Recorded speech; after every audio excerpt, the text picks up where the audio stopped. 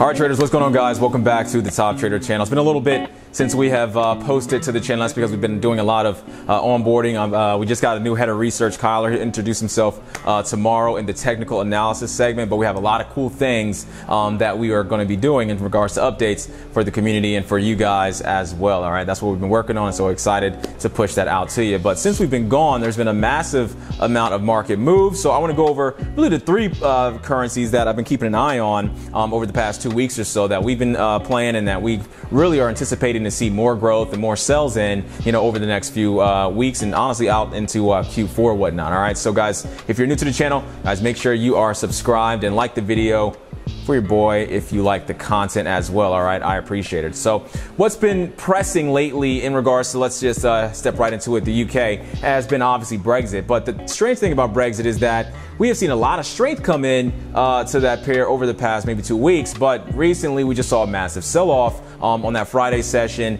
and really on this market open here today as well. Apparently there's been a new holdup. I'll post up an article for you guys to see, and I'll also put the article down below in the description. But there's been another holdup in regards to that final Brexit ruling, and as we know, it's March 2019 when negotiations and all the different structures of what Brexit is going to be need to be finalized. Okay, so there was some optimism that, hey, Brexit is 90% done. That was an article that was pushed out. You guys can take a look there. And now markets are reversing because apparently that is not the case, and there's another holdup. So that has been driving markets dramatically. And then so we think that, again, if this Brexit deal isn't going to be what people priced in, it was going to be over the past 2 weeks or so, there might be a lot of sell side potential over the next few trading days. Okay, so that's something we are going to keep a look at. Tomorrow we'll go over the technical so you guys can take a look as well. And moving over to deals, we also just closed a deal with the US and Canada, right? And so here's a quick screenshot of the USD CAD. A massive amount of strength came into that CAD once we saw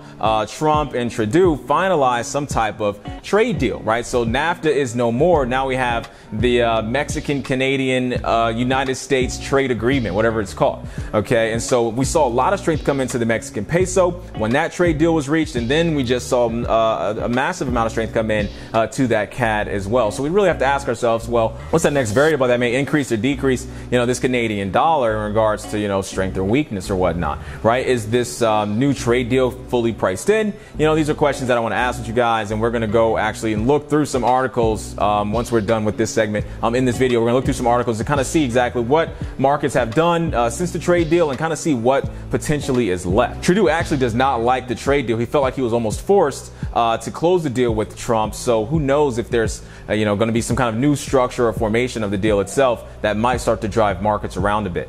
And lastly, still dealing with Trump with tariffs, you guys can go take a look right now at Aussie and the New Zealand dollar. These have been the two worst performing pairs in Q2 and in Q3, all right, in 2018. And that's all because of all the weakness that's come into China, right? The Shanghai price index has dropped literally 30%, right? If our market, the U.S. market, dropped 30%, I mean, everyone will be freaking out, okay? So to see that market drop so dramatically is obviously a big deal. And the reason why we see so much weakness also in that Australian dollar, it does relate very strongly to that Chinese currency, because obviously Australia is the biggest exporter of goods. Most of their goods are exported to China, mostly because of the vicinity reasons, right? They're closer, shipping routes, it's less cheap. Even FedEx or, plane routes going back and forth, again, is cheaper, so it's better to be, an economic partner or a trade partner with people close to you. Okay, so when we see China's economy slow down, you're going to see Australia's economy and New Zealand's economy slow down as well, and that's why we see these markets falling so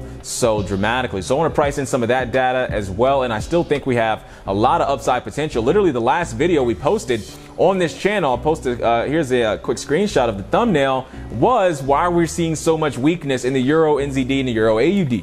Okay, and during that time, we also thought, again, that we were going to see more selling of that pair. We got a quick relief, there was a quick pullback, but now we're back at those all-time highs, and we've broken that high that we mentioned that we should be breaking back, 3 weeks ago or so. So timing is a massive element. We had some positive news come out in regards to trade wars that kind of slowed that trading opportunity down down a bit. But again, now we're back at those highs, and so there might be some potential upside as well. Okay, so let's look at some of the articles that have been going out for the past 3 weeks just to help you guys catch all the way up. We're going to be doing technicals tomorrow, introducing our man here, Kyler, to the team as well. That's going to be really exciting. We have some more guys coming out as well. So this is going to be really fun and exciting 2018 closeout of 2018 Q4 or whatnot. Okay, so guys, again, make sure you are sub. Let's take a look at some of the articles. Hang out at Seeking Alpha and Bloomberg and Market Watch and see what those guys are talking about to help you guys rationalize where we are right now and give you some ideas to, potentially what we could see happen in these markets based off of, the past 3 weeks or so. All right, here, take a look.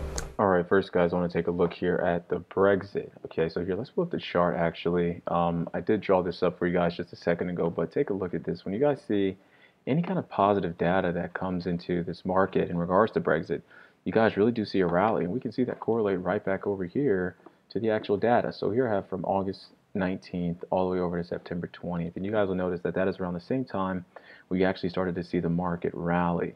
And I looked through and I saw that most of the articles during that time are positive, right? I mean, here are some of the more major ones from Bloomberg. UK EU plans special summit to sign Brexit deal. That was September 11th, right?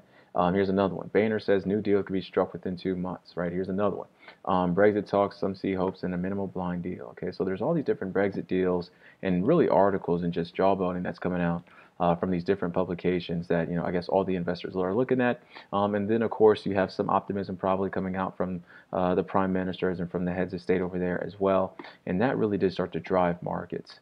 Okay, and so during this time, you maybe saw a little bit of U.S. dollar weakness as well, but most of this can be attributed back over to pound strength. Let's see what structure we maybe hit right back off on. So, yeah, we were really sitting right out here at this 61.8. Lots of structure around the price area, and so, yeah, when markets slowed down, you basically had certain fundamental catalysts that really gave markets a reason to have that bounce, right? It's not just the fact that it's a 61.8 and that there's structure there. You did have a pivotal shift in the sentiment of the underlying currency as well. And so that drove markets right back up to that 50% level. We saw things hang out a bit, but then we actually started to get some bad Brexit news. Okay, we actually got to get some bad Brexit news here. So right around this time, certain things were being mentioned in regards to Prime Minister May basically coming out of nowhere, especially this one massive day right here. This is when she said, hey, no matter what happens, we're going to keep headstrong with this idea of Brexit. I'm having some complications, like literally verbatim, she's saying that she's having issues passing deals along, and we saw a lot of weakness come into the currency.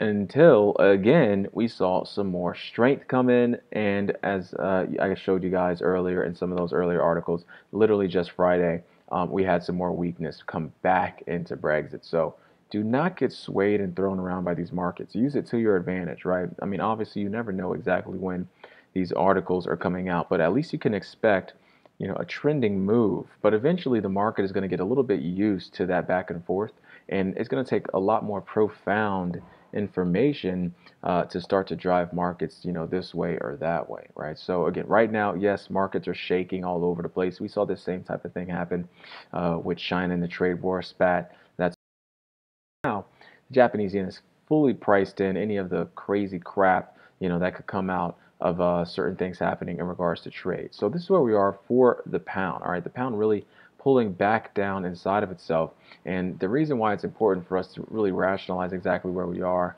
and and how we got there, I'll clear this up, is because we can now start to ask ourselves, okay, well, if any new pressing data starts to come out, that's going to give us the advantage to kind of say, okay, well, this information is a little bit different than what we've previously been getting, and it might add to that momentous move that we're potentially looking for, whether it's to the downside, whether again, Brexit doesn't work out and the deal totally falls apart, or whether it's to the upside, where we maybe see some positive and things come out and Brexit start to wrap up and whatnot. Remember, they have until March 2019 to really finalize the deal, but the major thing that they're going through right now are they're arguing back and forth about immigration. That's really one of the major reasons why Brexit even happened. And so, depending on the deal they close in regards to immigration, that's obviously going to have a massive impact in Brexit overall, and obviously the pound overall as well. Okay, so that's what we've been seeing with Brexit. I'll clear these out. Lastly, the next one is pretty simple. well, second to last. The next is very simple. This USD CAD and the Canadian dollar overall. Okay, so here, let's pull it over to the 4-hour. So here's that trade deal that actually popped off. You guys can see when that trade deal was met, the U.S. Mexican Canadian agreement. Okay, when that trade deal was met, you can see a massive amount of strength come into the Canadian dollar. Now we've had some U.S. dollar strength recently, so that's why you're seeing this gap fill here. If we look at some of the other CAD crosses, you don't see such a full 100% retracement here, right? This is dominated by the U.S. dollar, and so that's why we're seeing that. But even outside of that, you have had a decent pullback, but just notice that massive sell side. Again, it wasn't truly priced in that positive things were going to happen in regards to trade, and so when that information came into the marketplace, obviously you had some type of dramatic price move to the downside to where even markets had the gap.